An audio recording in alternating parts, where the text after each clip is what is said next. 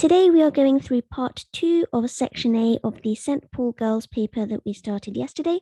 The link to part 1 hopefully you'll find in the description below, or the video itself you'll find just above this in the playlist that they're both part of. So let's dive straight in.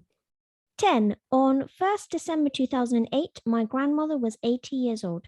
Her daughter was 40 years old on 1st December 1996. How old was my grandmother when her daughter was born? So let's consider this as two people. One is the grandmother, so let's say your mum's mum, and one is her daughter, i.e. your mother. So we've got grandmother, and we've also got the mum. Now, since they're all 1st of December, we don't need to write that. In 2008, the grandma was aged 80. Her daughter, let's say the mum, was aged 40 in 1996. How old was the grandma when the mum was born? If the mum is aged 40 in 1996, we just need to take away 40 from 1996, which leaves us with 1956. Just changing the tens column from a 9 to a 5. So this was the year of the mum's birth, i.e. when the grandma gave birth to the mum. How old was the grandmother when the daughter was born? So how old was grandma in 1956? Well, we've got one step left, which is saying when was grandma born? In 2008, grandma was 80, so we need to take away 80 years from this. Or we can go to the previous century and add 20. So this will be 1928 is her year of birth.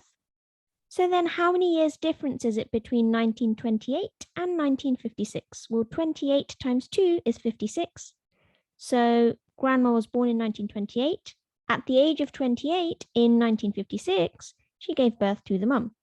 So 28 years. 11. John paid a total of £5.15 for a jar of coffee, a carton of milk, and a bag of sugar. The jar of coffee cost £3.69 and the carton of milk cost 89p. How much did the bag of sugar cost? Well, £5.15 is the total. The coffee was £3.69 and the milk was 89p. So if I maintain these columns and I just add these, 9 add 9 is 18, 8 extra 1. 6 add 8 is 14, add that 1 is 15, so 5 extra 1. 3 add 1 is 4. So that means that, in other words, C plus M, or the coffee add the milk, came to a total of £4.58. The bag of sugar must be the difference between this and the total. The total, take away coffee and milk. Well, £4.58 to £5 is going to be 42p. And then £5 to £5.15 is going to be 15p. So adding those two together gives us 57p. 12. How many bags of crisps at 16p each can I buy for £2? First of all, let's get all the units in check. This is in pence, this is in pounds. Let's convert this to pence, which is 200p. Now we're seeing how many lots of 16p goes into 200p. So in other words, we're doing 200p divided by 16p, 200 divided by 16. What's the biggest whole number?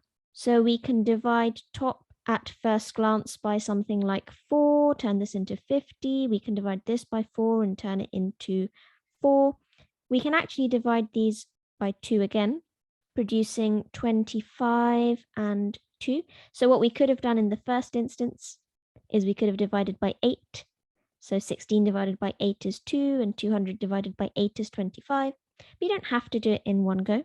Now 25 over 2 is telling us that this is 12.2 5. But of course, you can't buy half a bag of crisps. So the biggest whole number, or in other words, the biggest integer value that we have, this is a good word to know, this means a whole number, the biggest integer we have is 12. So she can buy 12 and the unit is bags. 13. A shop sells bananas in pairs. Max buys 1 banana and 2 pairs. He paid 94p. Emily buys 1 banana and 1 pear. She paid 62p. How much does 1 banana cost? Well, if we see the fact that Max bought 1 banana and 2 pears, let's call the banana B and let's call the pears P. Max got B plus 2p. And this equals to 94. Meanwhile, Emily got 1 banana, which is B, and she got 1 pear, which is P, and that equals to 62. The only difference between these two equations is the difference in one lot of P, because the B's are actually the same. So the reason that this row is smaller in value than this row is because it's missing one of those P's. So to get from 62 to 94, we need to add a P. It's like 1p difference. So 62 to 94, we need to add 32, which means that P equals to 32. The pears cost 32p. Now, if we use that in the second equation, we can substitute the value for P back into this equation. We can say instead of B plus P is 62, we can say B plus 32 because P is 32. B plus that 32 that we just got equals to 62 that we had from earlier. So what plus 32 is 62? Well, 30 plus 32 is 62. Therefore, the banana or the B has to cost 30p. And they've already given us the P, which is kind. If they didn't, we would have to write it ourselves. 14. Put a circle around each of the amounts that can be made with 4 coins. State the coins you would use. So 24p, I can make that with 10p, 10p, 2p, 2p. 38p, well, I could slot in a 20p, I could slot in a 10p, and then 8p. You can't make 8p with 2 coins because you can't have 5 and 3, or 4 and 4, or 7 and 1, or 6 and 2, or 8 and 0. It just doesn't work. So 24p worked, but 38p is not working. What about 57p? I could actually do this because I could get 50p and 5p, that's 55p. I've got 2p left, so 1p, 1p. This works as well. £1.18. Now I need bigger coins for this. I can't use a £2 coin, that's too big. £1 I can use, and then I've got 18p left. Well, the biggest coin I can then fit is 10p, £1 and 10. And then again, I've got the same problem as with 38p. I can't make 2 coins total 8p, so that's not working. And then £1.26. This can be done with £1, 20p, 5p, and 1p. So this is our last option. 15. Benjamin walks dogs to earn some money. The formula below can be used to work out his pay. Pay equals £12 per day plus £1.50 for each dog walked. So the pay, which is £12 per day, this is fixed. And this extra money for each dog walked, this will change. So one day if he walks loads of dogs, this number will go up, many multiples of £1.50 he'll have. Or if one day he doesn't walk very many, he won't have very many multiples of £1.50 to add on to this £12. Benjamin worked all day on Monday. He walked 13 dogs before lunch and 15 dogs afterwards. Work out Benjamin's pay on Monday. So the fact that he did some before lunch and some after lunch doesn't make a difference to the pay. We can just find the total of 13 and 15 and say that these total 28 dogs. And therefore, his total pay is going to be the £12 that he gets anyway. And then we need to add 28 lots of £1.50. So 28 lots of £1.50. That will be his total pay. This can also be written as £12. Add, well, 28 times 1.5 should be the same as 14 times 3. This is all in pounds. 14 times 3 is 42.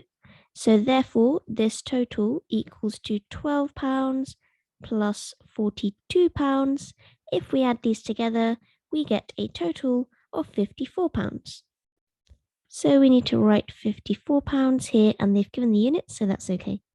16. The table shows the distances in miles between some towns in the West Country. So we've got a variety of places here. The way we read this table is that we look between two places and see where those lines meet. For example, if we want to know the distance between Bristol and Plymouth, well, we go down from Bristol till we hit the Plymouth box. That's 125. Because the same thing happens if I go from Plymouth and I go across until I hit the Bristol box, and again there's 125 between them. This is of course all in miles. So saying what's the distance between Exeter and Plymouth is the same as saying what's the difference between Plymouth and Exeter. So if I want to get from Exeter to Plymouth, I start at Exeter, go down till I hit Plymouth, which is 44, or from Plymouth, I go across till I hit Exeter, which is 44. So question A says one of the towns is 194 kilometers from Penzance. Which town is this? Well, if we're going down from Penzance and we're hitting 144 here, well, that is Taunton. So we can write Taunton here. B says approximately how many times further is Exeter from Penzance than it is from Taunton? Well, Exeter to Penzance is just here, as we can see. This is 110. We need to see how many times further that is from Exeter to Taunton. Well, Exeter to Taunton is going all the way down here. This is 34. Taunton to Exeter, 34. So we want to know approximately what is 110 divided by 34. This is the approximately equal to sign. Well, if this was 35, 35 times 3 is 105. So we could say 105 divided by 35 equals 3. So 110 divided by 34 is approximately equal to 3. Like approximately how many times further is it? 3. And that's the end of today's paper. So I will be resuming shortly with another one. If there are any specific papers you'd like me to cover, please do let me know in the comments below, and I will see you soon.